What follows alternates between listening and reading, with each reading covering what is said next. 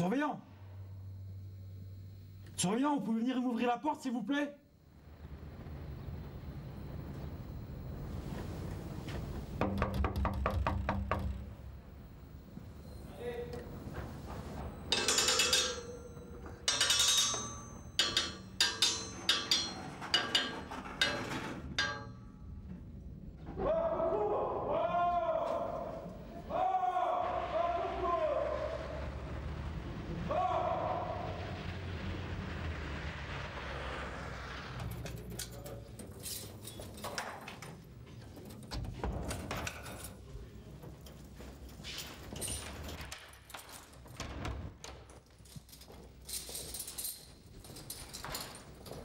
Lorsqu'on travaille à Maison Centrale, il faut d'une part gérer le temps. Et gérer le temps, c'est quelque chose qui n'est pas toujours facile, puisqu'on a affaire à des gens qui peuvent être incarcérés pour des peines allant jusqu'à la réclusion criminelle à perpétuité. Donc il faut donc faire passer le temps à ces gens-là de la façon la plus intelligente possible, en fournissant du travail, en fournissant des activités, de la formation professionnelle, des distractions.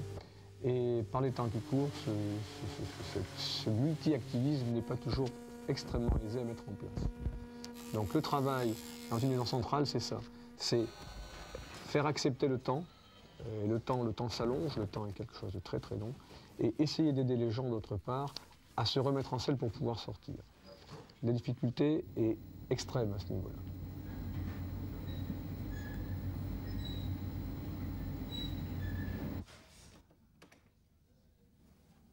Je m'appelle Jean-Marc, je suis détenu depuis 10 ans en prison. J'essaye de m'occuper au mieux. Je fais diverses activités par rapport à ma situation du passé, laquelle j'étais dépanneur télé Wi-Fi. Je dirige un petit atelier à l'établissement de câblage électrique. Enfin, c'est tout du câblage un peu particulier, câblage scénique, tout ce qui alimente les éclairages de scène, et puis câble micro, enfin, jusqu'à la prise Péritel, enfin. La vie en prison n'est pas facile, pour tout le monde, bien sûr. Certains, comme moi en particulier, on essaye de s'adapter, enfin, celui qui le veut bien. Et moi, je m'adapte par rapport à parce que j'ai envie de faire quelque chose. J'ai pas envie de moisir, j'ai envie de m'occuper et puis de me rendre utile. Déjà pour que le temps passe plus vite, et puis pour penser à autre chose dans la tête, autre chose que la prison.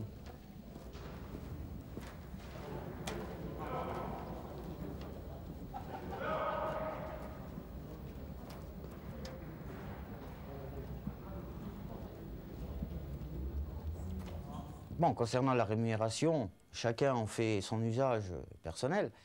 Moi, le peu qu'on gagne, hein, jusqu'à 1000 francs, 1200 francs, j'estime que c'est vraiment léger. Parce que d'une part, j'investis dans mon matériel. Le peu qui reste, pour s'occuper, il faut louer la télé, le frigo. Enfin, la télé avec le frigo, 250 francs. Maintenant, celui qui veut un petit peu changer de l'ordinaire, il faut qu'il cantine ses propres produits, hein, sa bouffe, comme on dit, ses clopes. Hein, avec 1000 francs, on n'y arrive pas. On n'y arrive pas. On est obligé de serrer le budget, serrer la ceinture. Et... je dois avoir ma cantine normalement. 243. Alors il y a 2 rétrouvés. Voilà. Ça va, t'as passé un bon week-end, José? Et la permission, c'est pour quand? Bientôt, ça approche. Mais je dois pas avoir grand-chose, hein. Je dois avoir encore...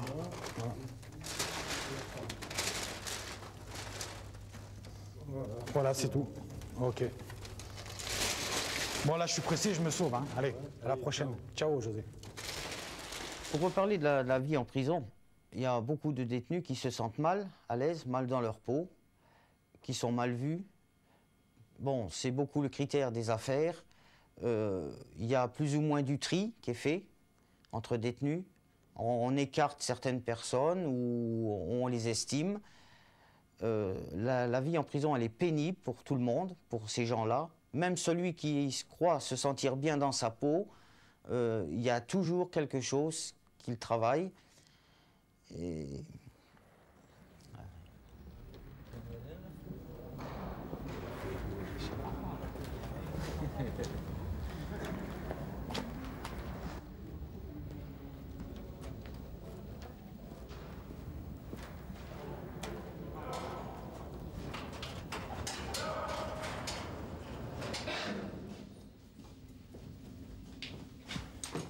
Moi, en ce qui concerne le service général, en tant qu'auxiliaire, je touche à peu près 950 francs par mois.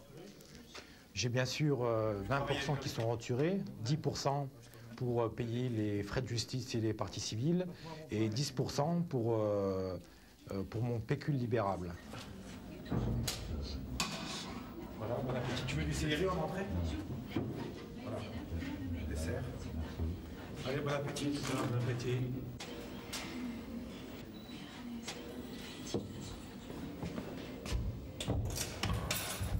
De la purée? Pas de purée, des tripes? Un peu de tripes. C'est bon, c'est bon. C'est bon. Voilà, tu as le dessert, là. Une banane. Ok. Le pain? Voilà. Et t'as de l'entrée, c'est du céleri, si tu veux. Non, non, merci. Ok. Allez, bon appétit. Tout à l'heure. Voilà. Je touche aussi un peu tous les mois 500 francs qui m'est envoyé par ma famille. Mais c'est mon cas à moi, ce qui me permet justement de pouvoir vivre convenablement en prison. Mais ce qui n'est pas le cas de tout le monde. Parce que en prison, il y a des gens qui n'ont pas la possibilité de travailler, très souvent, qui n'ont plus de famille, donc qui n'ont pas de salaire en prison et qui ne touchent pas de mandat.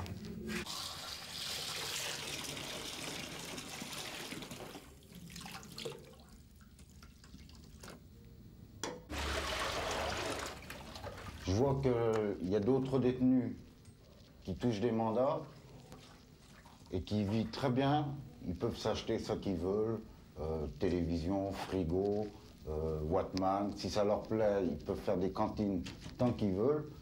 Moi, je n'ai pas les moyens de me payer la télévision ou le frigo ou quelques cantines. Bon, je suis toujours en train de demander à droite et à gauche.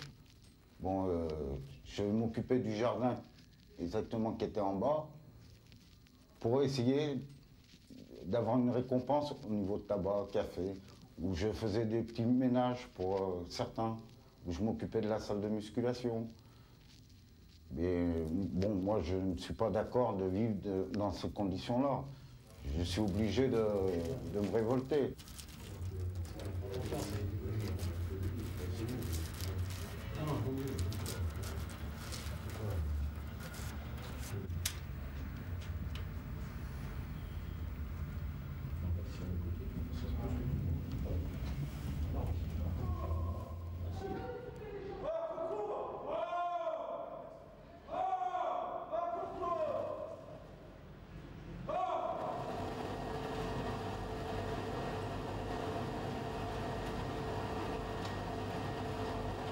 Ça, c'est le sèche-linge, on met un jeton, ça nous coûte 5 francs.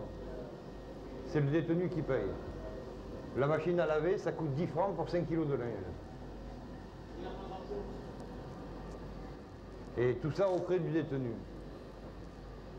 Ces machines-là, elles servent, mais à ceux qui ont les moyens. Ceux qui reçoivent des mandats, ceux qui sont assistés.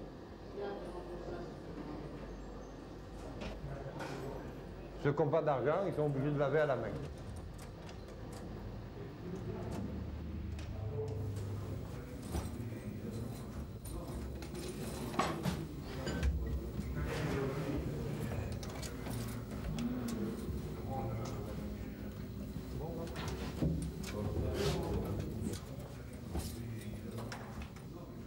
J'ai été condamné en 89 à la réclusion criminelle à perpétuité. Et après, j'ai été déporté à Riom. Je suis arrivé ici en 91. Et depuis ce temps-là, j'ai coupé tout lien avec la famille. C'est-à-dire que j'ai la foi et je reconnais ma faute. Donc ma famille n'a absolument rien à voir avec moi.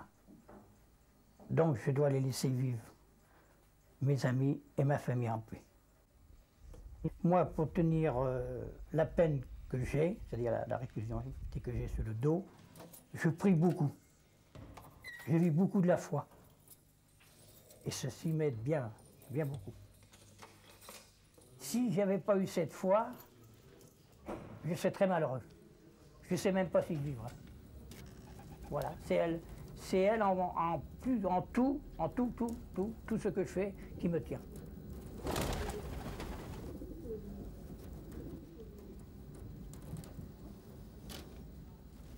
Pour assumer mes journées et puis pour changer mon esprit, je dessine beaucoup. Je fais de la couture, que je remplis des petits œuvres comme ça, là. En couture, je fais des dessins, je les remplis de fil à coudre.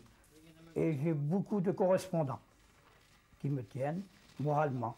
On va les mettre comme ça, grosso modo. Et ceux qui sont à faire. Bienvenue à la maison.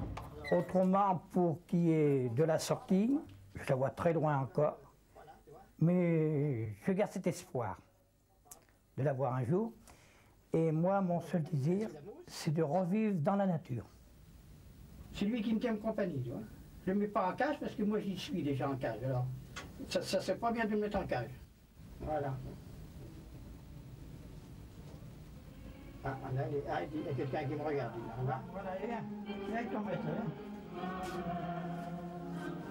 Voilà, tu vois. Alors là, je travaille, toi, je fais pas attention. Hop là. Oh là, tu vois plus rien, là. Ah ben là, alors là, elle a trouvé. Attends, bouge pas. Voilà, allez, viens. Ah oui. Laissez fermer.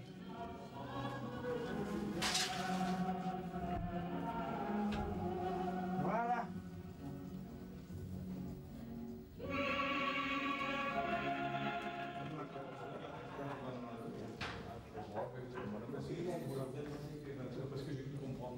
La politique d'ouverture intérieure de l'établissement a évidemment pour but de faire en sorte que le détenu qui est condamné à une peine longue, voire à une peine très longue, ne soit pas renfermé sur lui-même et puisse au contraire multiplier les contacts avec les autres, avec le personnel, avec les différents types d'intervenants et de façon autonome. C'est le détenu qui se rend seul à l'école, c'est le détenu qui se rend seul au sport, c'est le détenu qui en fait se prend en charge. C'est également le détenu qui va à l'infirmerie, qui prend ses médicaments et qui gère lui-même sa propre personnalité. C'est une volonté locale, c'est une volonté qui est prise en charge par à peu près tous les personnels de l'établissement. Nous estimons que par ce biais, la détention rendra le détenu peut-être en meilleur état que s'il était à longueur de journée fermé dans une cellule.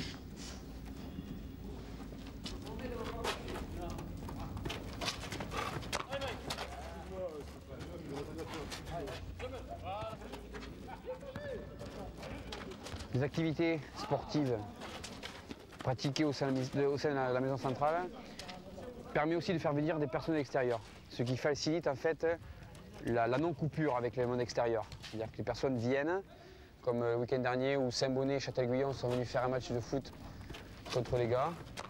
C'est des gens comme tout le monde qui sont en marge de la société parce qu'ils ont commis un certain délit, et ça, moi, je ne veux pas le savoir. Et le but de ces activités sportives, en fait, c'est justement de ne pas couper ces gens-là du monde réel, quoi, hein.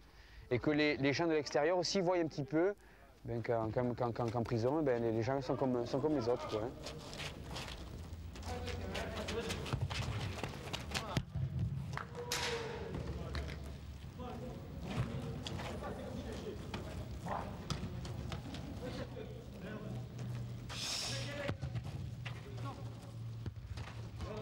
Je suis dans ma 30e année de prison et je pense que dans notre métier de surveillance, le plus important, c'est d'être psychologue.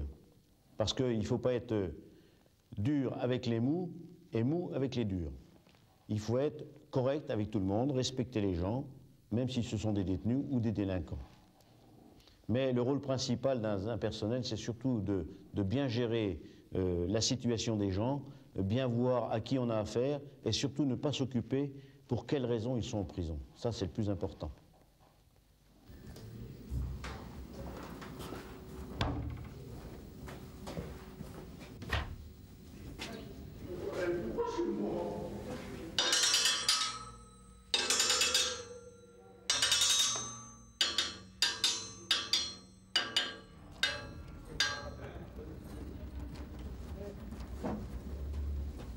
commets un crime, mais la première chose que tu te demandes, quand tu es arrêté, que tu te retrouves en prison, est-ce que tu es coupable? Mais en vérité, moi, dans les premiers temps, je me suis pas senti coupable du tout. Pourquoi? À la limite, j'étais même pas étonné de ce que j'avais fait. Ça aurait pu être un crime tel celui que je l'ai commis, quelque chose même de plus grave. Mais j'étais pas étonné qu'un jour j'allais me prendre un mur en pleine face. Pourquoi? Parce que dans mon passé, j'ai tellement eu de difficultés à m'adapter justement au système social que je n'ai ressenti tout le long au moment où je suis né, durant toute mon enfance, mon adolescence et ma majorité, que des frustrations. Le gros problème, c'est qu'au départ, quand tu rentres en prison, les responsables en prison, voire les professeurs d'école, les éducateurs, etc., tu dis, bon ben voilà, vous êtes en prison, bon ben ça serait bien que vous fassiez des études pour votre futur, etc. Mais moi, je ne ressentais pas le besoin comment je veux dire, de préparer des études, etc. Moi, je sentais le besoin de comprendre pourquoi un jour j'avais commis ce crime, de quelle manière, comment, pour essayer, si tu veux, de purger, d'enlever en moi ce côté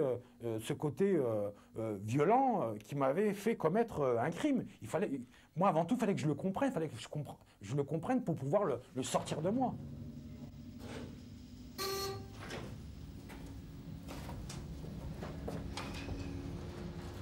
Vis-à-vis déjà du public, de la société, tu es considéré comme un monstre. Donc il faut que tu l'acceptes. Il faut que tu dises, oui, c'est vrai, je suis un monstre. À partir du moment où tu l'acceptes, bon, il faut que quelqu'un t'aide à porter ce fardeau, parce que sinon il est trop lourd. Donc moi, je me suis permis carrément de demander, entre guillemets, à Dieu de le porter avec moi, de m'aider à le porter. Donc j'ai eu une communication intime qui s'est installée en moi-même, entre moi et Dieu.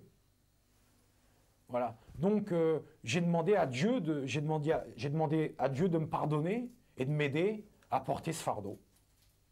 Et apparemment, ce que je lui ai demandé, eh ben, il me l'a accordé.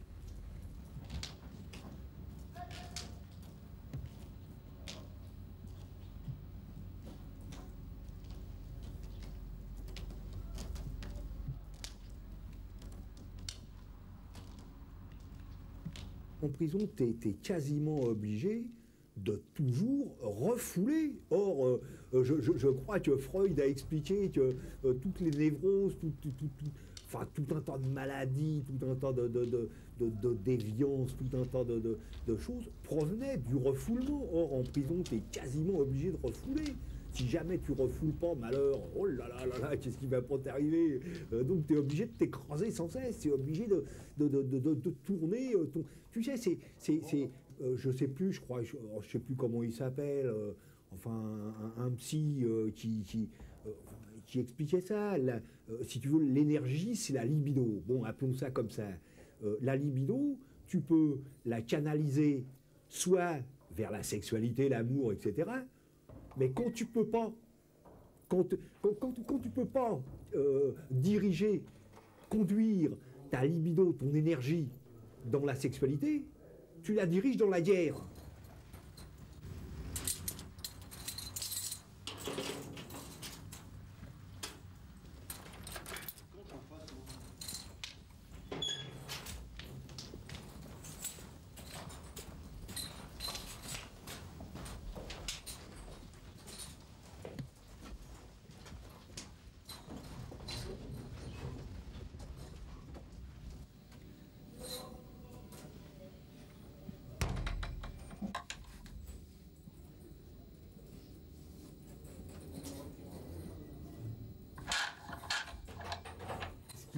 Ce qu'il y a de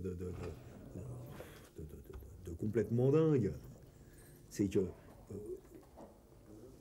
un mec qui souffre pendant des années, de toutes les souffrances, il accumule une somme de colère, de colère due à la frustration, aux frustrations, etc. etc. Comment est-ce qu'on peut espérer voir ce gars-là avoir un comportement normal après avoir vécu autant de souffrances? Est-ce que ce qu'il vit en prison n'est pas obligatoirement criminogène? Est-ce que ça ne le rend pas méchant, encore plus méchant? Est-ce que ça ne le rend pas encore plus violent, encore plus con, encore plus animal, encore plus...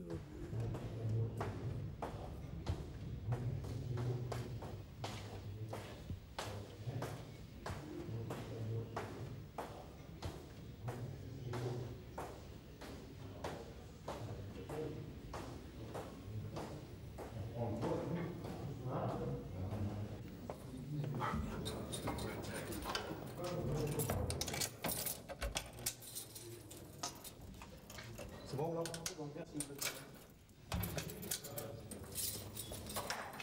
Quand tu vis en prison, qu'est-ce qu'il devrait y avoir en prison normalement? Eh ben, tu devrais rencontrer des surveillants qui sont surveillants, mais en tant que métier. Que ça soit un métier, le surveillant d'abord. Que tu puisses avoir des relations propres. Ensuite, tu devrais rencontrer des gens qui se promènent avec des blouses. C'est-à-dire que tu devrais rencontrer des psychologues, des psychiatres. Mais les psychologues et les psychiatres, c'est ceux qu'on ne veut pas de l'extérieur qu'on t'amène ici. Et encore, on les appelle le vent ici. Parce qu'ils viennent en coup de vent. Ils viennent un quart d'heure, ils viennent 1 heure. Non, voilà, ils n'ont jamais le temps.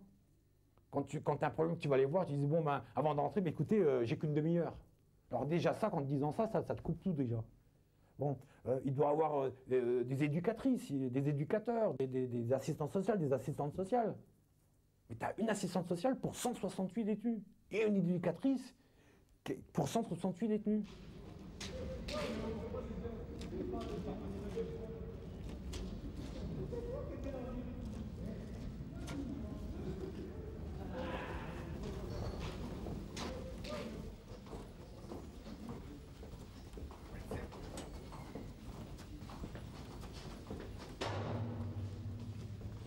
Ça fait 26 ans que je suis en prison. J'ai connu tous les types de détentions existants en France, de la maison d'arrêt en passant par un quartier de haute sécurité.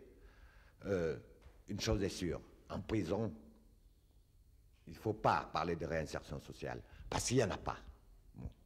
Moi, j'ai vécu plus de la moitié de ma vie en prison et je ne sais pas encore quand je vais sortir.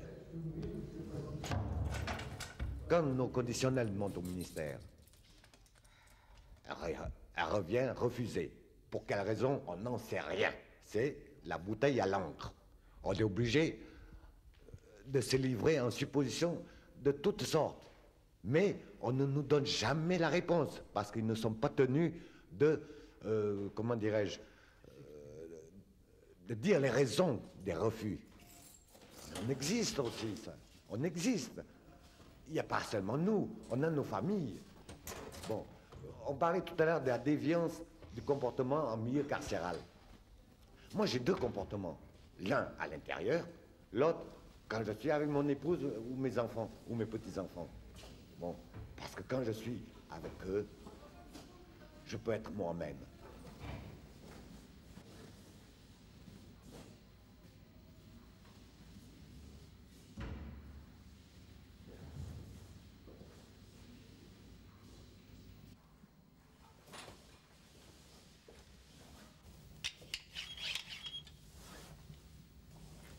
La prison, bien sûr, ça multiplie tout. C'est une caisse de résonance, la prison.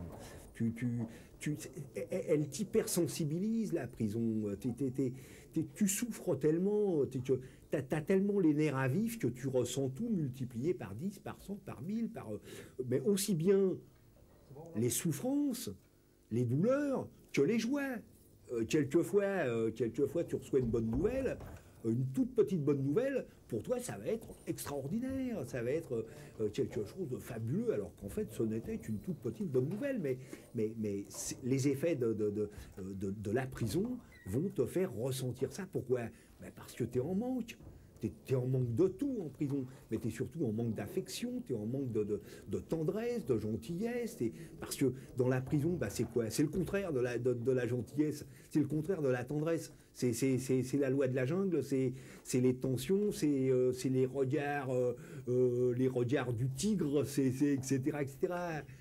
Donc tu manques de tout en prison. Et bon, comme, enfin, pour moi, la drogue numéro 1, c'est justement l'amour, si tu veux. Tu vois, bon, l'amour, c'est ce dont souffrent tous les gens. Si jamais chacun recevait sa dose, bah, il y aurait plus de souffrance sur Terre. Mais en prison, on en est encore plus privé que dehors.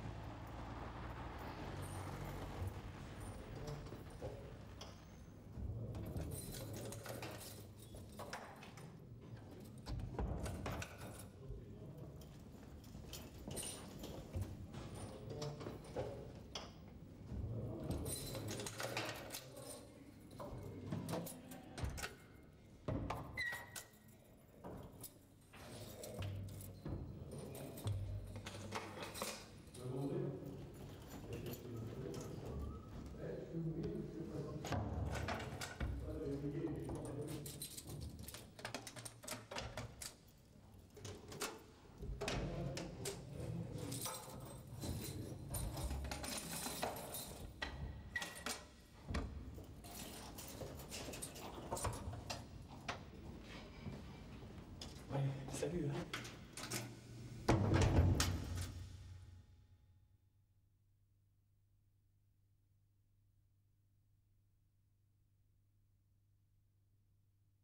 Et les bois.